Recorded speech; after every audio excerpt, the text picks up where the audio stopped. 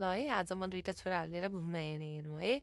म चाहिँ त्यहाँबाट बस लिएर चाहिँ अर्को फेरि ट्रेनहरू चेन्ज गरेरै जानुपर्ने हुन्छ अनि त्यही भएर चाहिँ म एकदमै तयारीको साथ हिँडेँ। अनि दुई ठुलो छोराको छुट्टी थियो अनि यसो आफ्नो टिकट पनि छ घुमाउनु त पर्यो होइन। त्यो भनेर म निस्केँ। यी यसरी मेरा छोराहरू चाहिँ ट्रेन वेट गरेर बसिरहेछन् हेर्नु है। आज नानीको चाहिँ स्कुल हुन्छ, नानी 3-4 बजीसम्म घरमै हुन्छ नि त। के अरे स्कुलमा हुन्छ अनि त्यो भएको कारणले दुइटा छोराहरूलाई लिएर हिँडेँ।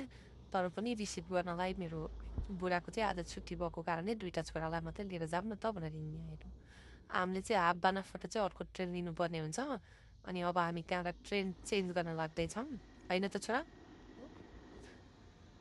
अनि हामी यो अब एउटा ट्रेन लिएर त्यहाँ बिचमा झरौँ अनि त्यहाँ बसौँ अनि फेरि अर्को ट्रेन लिएर जाउँला घुम्दै घुम्दै घुम्न आएको हो भनेर चाहिँ हामीले त्यसरी ट्रेन चेन्ज गर्दै जाने विचार गरेँ। मेरो छोराहरूलाई चाहिँ बाहिर हिँडेपछि खाना पर्छ हेर्नु, खाना चाहिँ उनीहरूले छोड्नै हुँदैन हेर्नु। खाना एकदम मुख मिठो छ, जहाँ बसे पनि खानेकुरा चाहिहाल्छ हेर्नु। कहाँ आयो भन्ने कुरा देख्नुभयो होला है, त्यहाँ हेरेर हेर्नु न कति राम्रो सुन्दर ठाउँ रहेछ।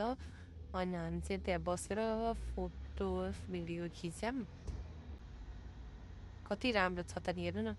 अनि हाम्बकमा चाहिँ ट्राम छैन नि त, अनि मेरो छोराहरूलाई चाहिँ ट्राम हेर्नु पऱ्यो रे, चढ्न पऱ्यो रे भनेर मैले त्यो ठाउँ चुज गरेको हो।